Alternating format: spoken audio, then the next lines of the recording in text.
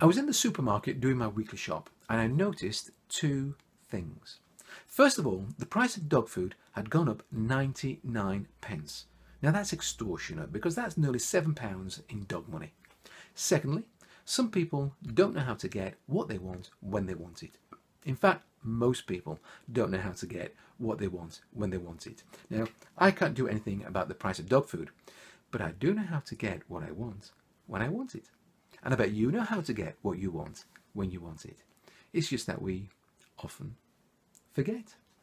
And notice I use the word we there. Yeah, me too. We all forget from time to time. Now tell me whose attitude do you identify with? I'm doing my shopping and my trolley is getting laden with provisions. And the heavier the trolley's getting, the wonkier one of the wheels is getting. So I'm there with my wonky trolley and Hotowka, the great white hunter, is in the Tesco jungle. Other jungles are available. And I need to search and hunt down one last item. Garibaldis. Oh, I do like the odd Garibaldi. And I hear that the Garibaldis are in aisle 7. Aisle 7 is where the Garibaldis gather in packs. Did you see what I did then? You see, Garibaldis are biscuits and they come in packs. And animals often get... I'll carry on. So I get to the aisle and I notice that my Garibaldis are about halfway down the aisle, third shelf up, but I can't get to them. You see, they're narrow aisles and there's a woman in a wheelchair blocking the aisle. There she is with a carer and she's choosing biscuits herself. Now behind the woman in the wheelchair is a middle-aged couple. The man is complaining under his breath, he's tutting away, he's rolling his eyes up, he's getting really annoyed and stressed. Boy, is he getting really angry. And I thought to myself, desperate times calls for desperate measures. I'm going to do something cunning. A stroke of genius occurs. I approach the middle-aged couple. This is what I did. I said to them,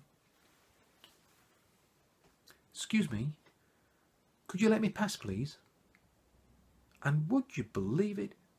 They moved to one side and let me through. I said to the woman in the wheelchair and the carer, I said, "Excuse me, could you let me pass, please?" Miracle of miracles. They moved to one side and let me through. I get to my beloved Garibaldis, put them in my trolley, and off I go with my wonky trolley. I look back and there's a middle-aged couple still complaining. Now, what I did there, was it a desperate measure? No. Was it cunning? No. Was it a stroke of genius? Possibly. But I doubt it. No, all I did was use a little bit of common sense with a dash of courtesy.